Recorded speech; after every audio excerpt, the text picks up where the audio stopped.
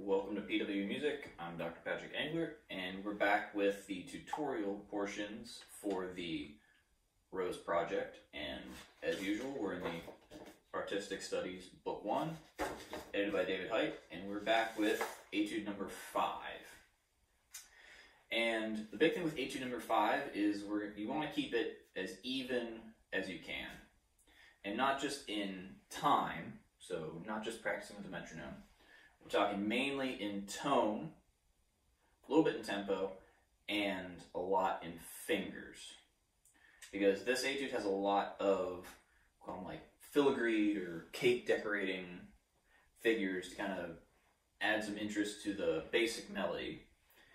And those are your 30-second notes, your 16th triplets, all the faster things to kind of add a little bit extra to the melody, as I said. And you want to keep the tone and fingers especially even during those. It's easy to let one or both of those go. So we just want to keep everything in control, even though it seems like it's kind of a burst outward from the melody. So to give an example, we'll talk measure 8, just a simple one.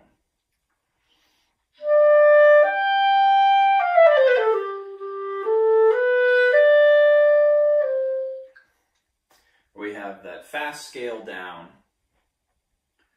to give a little bit of interest to it. You want to keep the tone, keep the fingers even, and anytime you have something like that, that's what you want to, that should be your goal. Now, following all of those, we typically have a staccato 8th note. Not always, but there are a lot of examples throughout of the faster figure followed by a staccato 8th note at the end. And you want to make sure you don't cut that staccato off. So using the same example, you don't want to do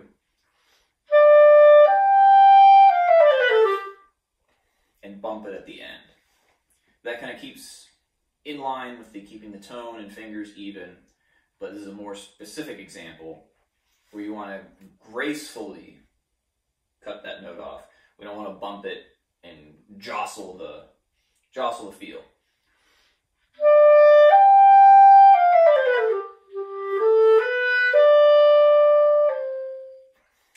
So gently lift off of that note rather than chopping it off. So now, a little bit bigger. This one has some longer, sometimes confusing phrases. And usually they fit within 4 bars. Sometimes they're extended a little bit. But what can make it a little confusing are the breath marks and kind of the general overlay of this etude. So what you want to do is find your checkpoints where you want to end the phrases. As I said, they usually fall in the 4 bars, but some of them are a little extended. Find where you want to end the phrases and give it direction to that. If you don't do that, it has a tendency to just kind of keep going like a run-on sentence, which you want to avoid. You want to have clear, coherent ends of phrases. And as a final thought, in measure 28, make sure you accentuate that character change with the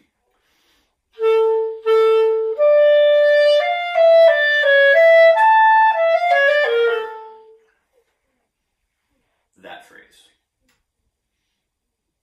So that looks like it's the last of my notes. So until the next time, we'll see you then.